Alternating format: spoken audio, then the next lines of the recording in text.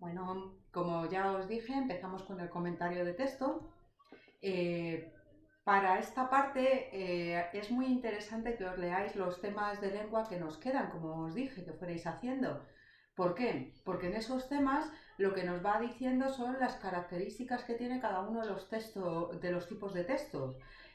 Con lo cual, si nosotros cuando empezamos a leer un texto sabemos ya el tipo de texto que es y las características que tienen, lo vamos a hacer sobre raíles. ¿Por qué? Porque vamos a ir a buscar esas características en vez de irlas intuyendo, con lo cual es mucho más sencillo.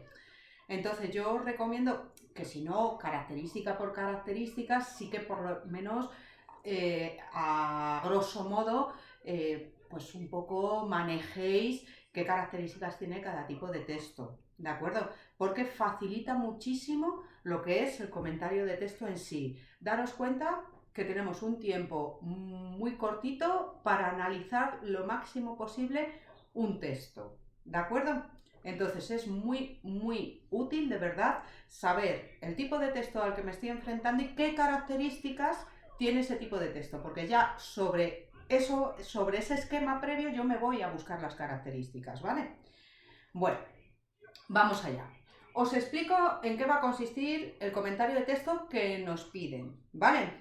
Ya sé que al principio esto suena súper abstracto, ¿vale? No pasa nada. Nosotros nos quedamos con lo que os voy a contar y luego os voy a colgar un modelo resuelto para que veáis cómo esto se materializa realmente en el ejercicio, ¿vale?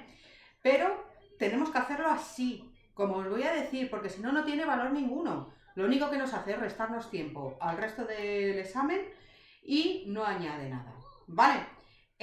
Lo que nosotros tenemos que ir a conseguir es esto, ¿vale? Esta columna que he puesto aquí. Y el cómo vamos a llegar aquí, a esa interpretación, es analizando esto, ¿de acuerdo? Entonces, a mí me gusta abordar el comentario de texto por planos, que se llama. Quizá es la visión más tradicional, pero sé que a vosotros os resulta sencillo. Hay quien lo hace por funciones del lenguaje, ¿vale? No pasa nada, cada uno puede coger el modelo que queráis, ¿vale? Y si queréis alguno que lo hayáis visto por ahí o en otro momento lo habéis empezado a practicar, me lo decís y yo lo explico por funciones del lenguaje, no hay problema, ¿vale? Bueno, vamos allá.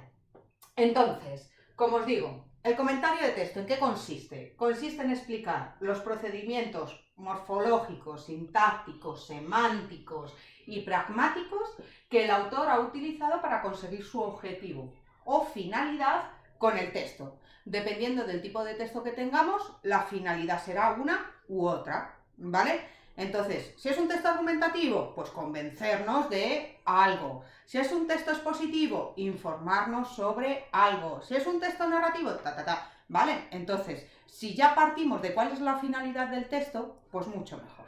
Vale. En el plano morfológico, ¿qué tenemos que comentar?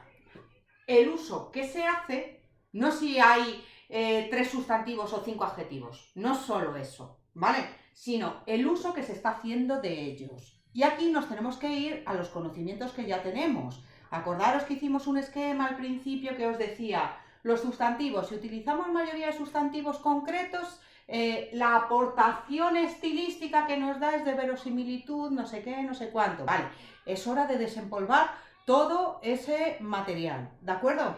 ¿Qué nos aporta los sustantivos, de qué tipo, los adjetivos en función explicativa, especificativa, los pronombres determinantes y adverbios? Acordaros lo del valor deíctico, ¿qué es esto? Que son capaces de señalarnos los objetos en el espacio y en el tiempo y situarlos con respecto al lector, ¿vale? Si yo digo, aquí tenemos una mala costumbre, ese aquí, dependiendo cómo siga el texto, será Madrid o España, ya te está conectando el texto con el contexto en el que se va a leer, ¿de acuerdo? Si digo, este año, pues lógicamente me estoy refiriendo al año en curso, ¿vale? Tanto para el escritor como para el emisor, el receptor, ¿de acuerdo? Este tipo de cosas.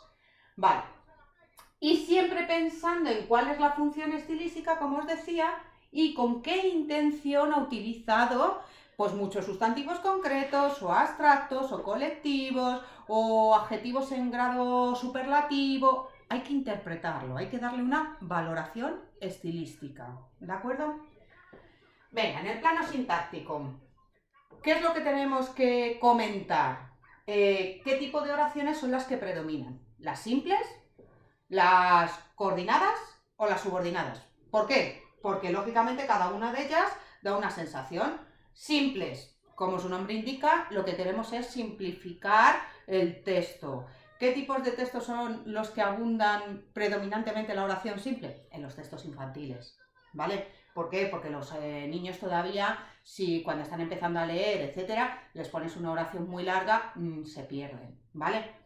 Y luego las oraciones coordinadas implican mayor simplicidad con respecto a las subordinadas, ¿vale? Y luego, si tenemos de un tipo en concreto que destacan subordinadas sustantivas, o subordinadas adverbiales, o subordinadas adjetivas, pues tenemos que unirlo al valor que tienen. ¿Qué decíamos cuando un texto era predominantemente nominal, o adjetival, o adverbial? Pues lo mismo, ¿vale? Más, en el plano semántico, campos semánticos, familias de palabras, tabúes, eufemismos, disfemismos, coloquialismos, refranes, ironías, cultismos, dobletes, todo eso que hemos aprendido en los temas que ya hemos examinado de lengua, ¿de acuerdo? Plano pragmático, que a lo mejor es el que os resulta más raro. El plano pragmático es aquel que analiza cómo el texto conecta con el lector, ¿vale?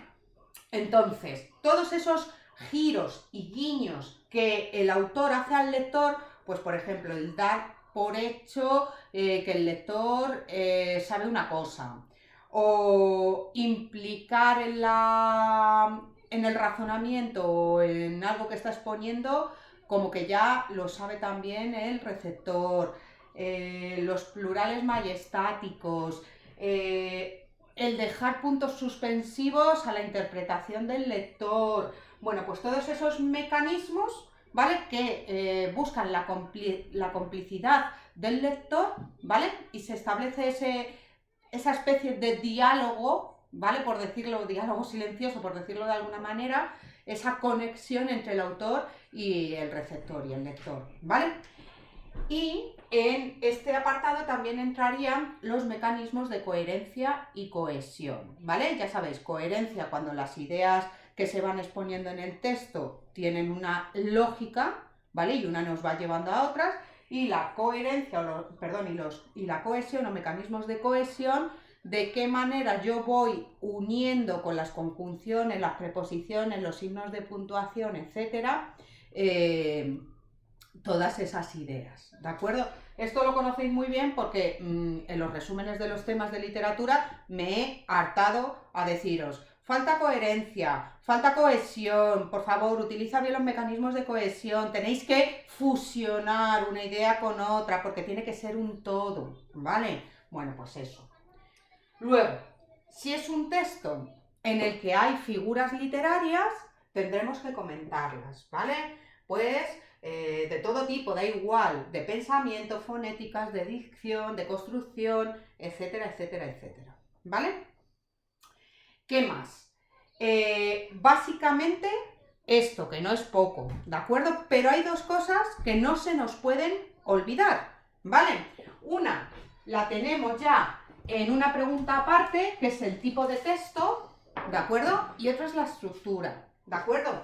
Entonces, la estructura, por favor, no se puede olvidar nunca, pero no la estructura externa, es decir, hablar de si el texto tiene 2 o 3 párrafos, eso es absurdo, por favor. Eso no perdáis el tiempo.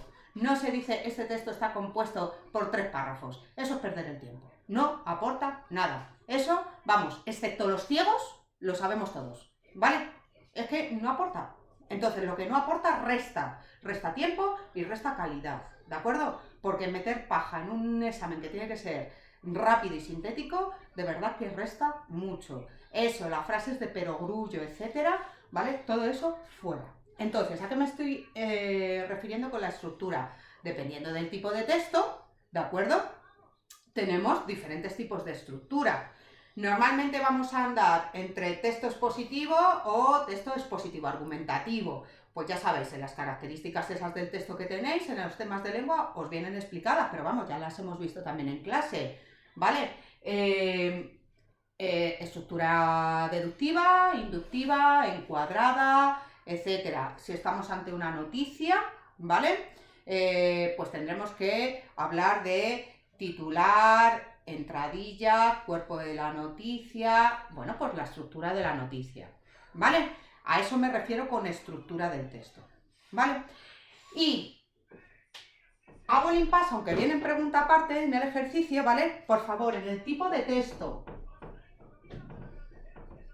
También os lo he corregido 100.000 veces en los exámenes y os lo he penalizado, ¿vale? Porque esto lo he dicho hasta la saciedad. A ver si ahora que os lo doy grabado, lo escucháis 150 veces y ya no se os olvida, ¿vale?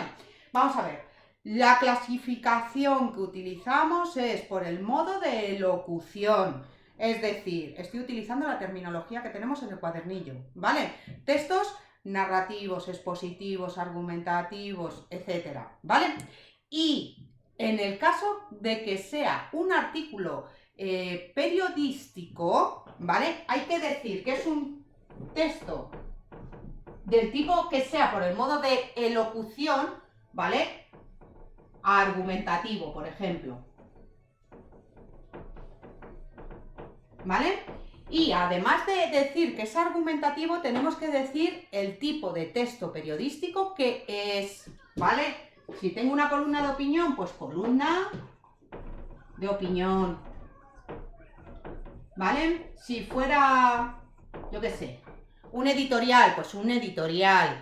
Que si fuera una crónica o un reportaje, pues crónica o reportaje. Por favor, que nadie vuelva a poner, o lo suplico, que nadie vuelva a poner, es un texto periodístico porque abajo pone el nombre del periódico. Por favor, es una mamarrachada suprema. Por favor, hay que decir subclase de tipo de texto periodístico y el tipo de texto que es por el modo de locución, porque dentro de un periódico tenemos textos de carácter objetivo, como la noticia, y textos de carácter totalmente subjetivos, ¿vale? Como puede ser el artículo de opinión. Y uno sería expositivo y el otro sería argumentativo, no tienen nada que ver, ¿de acuerdo? Y si es una entrevista sería dialogado, por eso necesitamos la doble clasificación. Si fuera una entrevista, pues diríamos texto dialogado, entrevista, ¿de acuerdo? ¿Vale? Bueno, pues como os digo, entre esto y que os pongo un ejemplo resuelto, empezamos a funcionar con el comentario de texto, ¿de acuerdo? Bueno, os cuelgo ejercicios y os voy avisando por el WhatsApp, ¿de acuerdo? Venga.